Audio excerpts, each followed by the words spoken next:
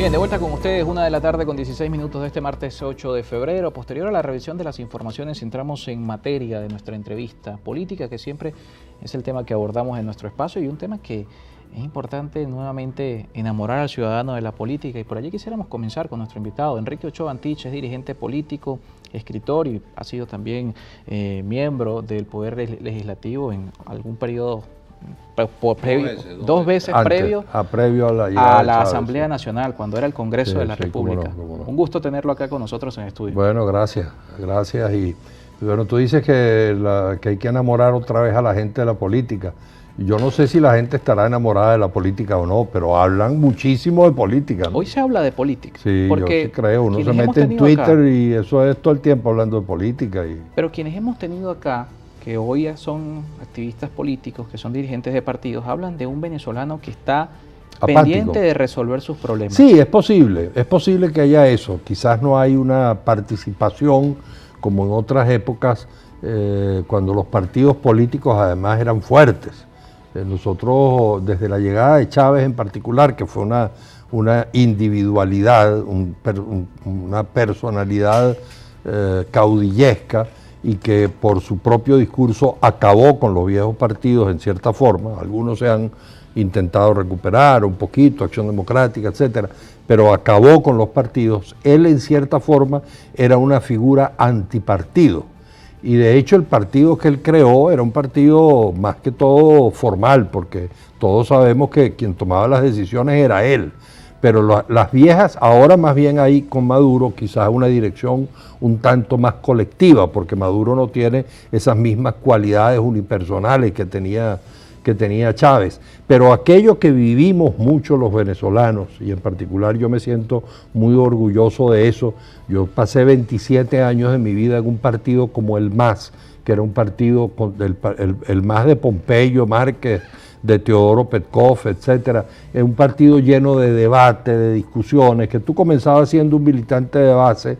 Yo comencé siendo secretario de Finanzas del Buró de Educación Media de la Juventud Comunista, cuando ya estábamos a punto de crear al MAS, y después transité toda la estructura del MAS hasta llegar a ser secretario general del MAS. Esa educación, esa formación que te da un partido político, lamentablemente los líderes políticos actuales no las tienen. Chávez de alguna manera hizo que en la oposición también surgieran personajes que, bueno, creo que es evidente, ni Leopoldo, ni Julio, ni Julio Borges, ni María Corina Machado, ni Capriles, tuvieron esa escuela.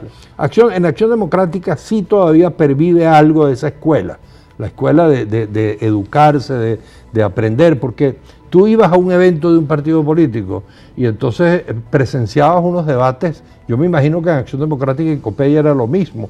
Tú te imaginas el COPEI de la generación de Eduardo Fernández, Ramón Guillermo Aveledo, Osvaldo Álvarez Paz, Pepe Rodríguez Iturbe, que era un monumento de saber. Cuando él hablaba en el Congreso todos nos quedábamos en silencio escuchando con muchísima atención sus intervenciones. Bueno, ¿te imaginas cómo sería la Acción Democrática de Carlos Andrés Pérez, Jaime Lucinchi, Octavio Lepage? Bueno, el MAS, que te digo, uno iba a un evento nacional, uno era un muchacho de 16, 18, 20 años, que yo venía del estado Táchira, un evento aquí en Caracas, y de pronto presenciaba unos debates de Pompeyo con Teodoro, de Teodoro con Freddy Muñoz, es decir, habían grandes debates ideológicos y políticos que nos formaron como políticos.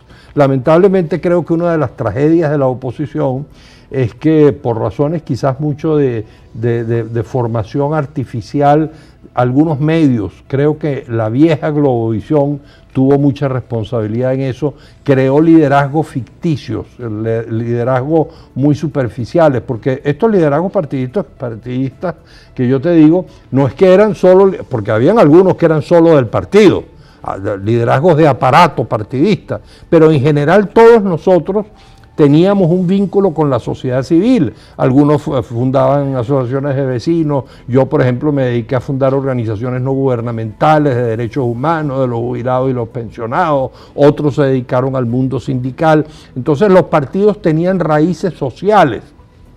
Uno observa que eso no ocurre en la actualidad, excepto el momento del movimiento estudiantil. y quizás por eso tuvo la relevancia que tuvo, que fue quizás uno de los pocos momentos en que la oposición tenía una raíz social en el movimiento estudiantil.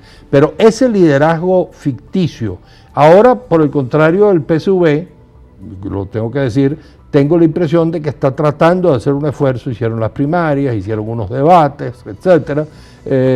Claro, es un partido, como pasó con Acción Democrática en los años 40, muy creado desde el poder, desde los recursos del poder y además abusando de los recursos del poder, que es una de las cosas más tristes y lamentables. Pero sí uno empieza a ver que hay un liderazgo colectivo arriba, que hay una cierta estructura, que hay unos debates, hay unas elecciones primarias.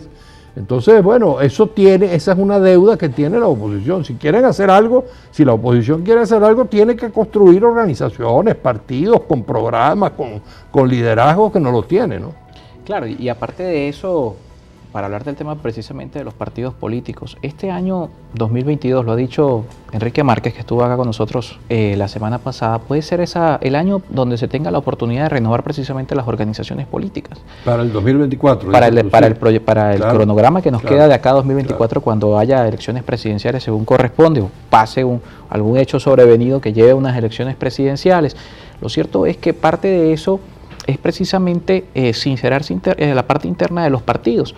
Hoy vemos una realidad que tiene que ver con las fracturas internas de los partidos, la judicialización, todo lo que ha sido el reemplazo de esos liderazgos de partidos de años. En el caso de Acción Democrática hablamos desde 2003, tiene la misma cabeza en el caso de la Secretaría General. Pero cómo este factor ahora de esa dispersión de liderazgos que formaron parte de estos partidos tradicionales y que o se han ido a otros partidos o han participado en procesos que los llevaron a tener reconocimiento parcial de esas tarjetas puede incidir en esa renovación. Sí, permíteme rematar algo que me parece interesante respecto a lo que dijimos antes para entrar a este tema que tú señalas, que es que este fenómeno no solamente es venezolano. Es un fenómeno mundial, quizás la irrupción de los medios de comunicación y de las redes sociales ha hecho que los partidos políticos a veces se debiliten mucho, porque antes incluso el líder político necesitaba del partido para comunicarse. La concentración, el meeting, no era simplemente una cosa, porque una formalidad, es que ahí hablaban los líderes y los que estaban presentes llevaban un mensaje. Por ejemplo, Trump es una demostración de que esto se reproduce en otros lados. Trump también es un liderazgo ficticio, es un liderazgo empresarial, es un liderazgo no partidista. Pero bueno, yo sí creo que de aquí al 2024 hay esa oportunidad. Yo, por cierto, les acabo de dirigir una carta. Me gusta escribir porque yo, de alguna manera, estoy retirado del activismo propiamente político. Creo que ya a esta edad me sale un poquito ponerme... Bueno, Henry Ramos dijo Henry Ramos, no, Acción Democrática sí, dijo que Henry Ramos era un candidato. No, bueno, y ejemplos sobran, Adenauer, Churchill, de Joe Biden, mayor, sí, claro. Pero yo me he puesto un poco al margen porque además no pertenezco a un partido político, soy independiente, creo que los políticos tienen que representar a ciertos colectivos, yo me represento a mí mismo y hablo con mucha libertad, etcétera, pero me gusta a veces comunicarme y les envío cartas y les escribo mensajes de WhatsApp y todo eso a los dirigentes políticos, por cierto, de lado y lado. Yo me enorgullezco de poder tener auditorios en los dos lados. Y les escribí una carta a Maduro, Delcy y Jorge Rodríguez, a los tres por un lado, y a la gente de los partidos de oposición por el otro, diciéndoles que, por ejemplo, deberíamos pactar, que podría ser una posibilidad, como en otros países se está haciendo, una ley de elecciones primarias y que nos pusiéramos todos los partidos el mismo día, como se hace por ejemplo en Argentina, el mismo día el PSV, el mismo día los partidos de oposición. Yo incluso he sugerido el 23 de enero del 2024, es una fecha emblemática. Podrían incluso ser primarias con segunda vuelta, en febrero una segunda vuelta, para que el candidato presidencial que surja de esas elecciones primarias surja con fuerza. Los dos candidatos, o los tres o los cuatro candidatos que surjan con mucho respaldo de sus respectivas formaciones. Y me parece que ese proceso, a mí a veces, claro, yo también veo con Con recelo. Con reserva a las primarias, porque yo sé que en las primarias... Sí, y hay antecedentes respecto a esas mismas reservas que puede tener respecto al tema de las primarias. Lo vamos a hablar al regreso de la pausa, porque las primarias era la propuesta de quienes solicitaron ante el CNE un proceso revocatorio, y es quienes hoy se encargan de analizar el panorama electoral de cara a 2024, que es la propuesta que consideran la más factible, pero las primarias en el pasado han dejado algunas dificultades entre organizaciones políticas, disputas entre liderazgos, y podría tal vez no ser el mecanismo más efectivo. Nos queda el consenso, queda la encuesta. El 21 de noviembre también es un ejemplo de cómo funcionaron las primarias, cómo funcionaron las encuestas y cómo funcionó el consenso. Lo conversamos al regreso de la pausa con nuestro invitado, Enrique Ochoa Antich. Recuerden que estamos también en las redes sociales para sus preguntas y sus comentarios, @encontexto piso y @Carlos Peñalosa.